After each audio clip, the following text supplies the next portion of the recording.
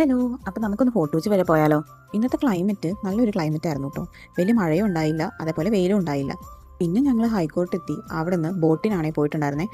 വെറും 6 രൂപ മാത്രം ടിക്കറ്റ് എടുത്താൽ നമുക്ക് നല്ലൊരു അടിപൊളി ബോട്ട് റൈഡും ആവും. അതേപോലെ ഫോർട്ട് കൊച്ചി വരെ ഒരുപാട് കാഴ്ചകൾ കണ്ട് എത്തുകയും ചെയ്യാം. പിന്നെ നമ്മൾ പുറത്തെ കാഴ്ചകളൊക്കെ കണ്ട് പതുക്കെ ഫോർട്ട് കൊച്ചി എത്തിയിട്ടോ. ഫോർട്ട് കൊച്ചി എത്തിയിട്ട് ആദ്യം ഞങ്ങൾ ചെന്നിട്ടുണ്ടായിരുന്നത് ലീല കഫേയിലേക്കായിരുന്നു.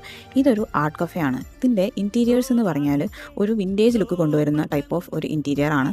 അതേപോലെ നമുക്ക് ഭയങ്കര കാമായിട്ട് ഇരുന്ന് നമ്മുടെ ഫ്രണ്ട്സായിട്ടൊക്കെ ചില്ല് ചെയ്യാൻ പറ്റിയ ഒരു അടിപൊളി സ്പോട്ടാണ്. ഞങ്ങളിപ്പം ഒരു ട്രസ്ലേച്ചസ് പിസ്താഷിയോ എന്ന് പറഞ്ഞിട്ടൊരു പേസ്ട്രി ഓർഡർ ചെയ്തിട്ടുണ്ടായിരുന്നു. അതിൻ്റെ പേര് കറക്റ്റ് തന്നെയാണോ പ്രൊണൗൺസ് ചെയ്യേണ്ടതെന്ന് എനിക്കറിയില്ല. ആൻഡ് ഓൾസോ ഒരു ഹോട്ട് ചോക്ലേറ്റും ഒരു പൈനാപ്പിൾ ജ്യൂസും ഓർഡർ ചെയ്തിട്ടുണ്ടായിരുന്നു. പേസ്ട്രി ഫസ്റ്റ് ബൈറ്റിൽ എനിക്ക് ഇഷ്ടപ്പെട്ടിരുന്നു. പിന്നെ എന്തോ കഴിച്ചപ്പോൾ ഭയങ്കര ഒരു കുത്തണ ഒരു മധുരം പോലെ ഫീൽ ചെയ്തു.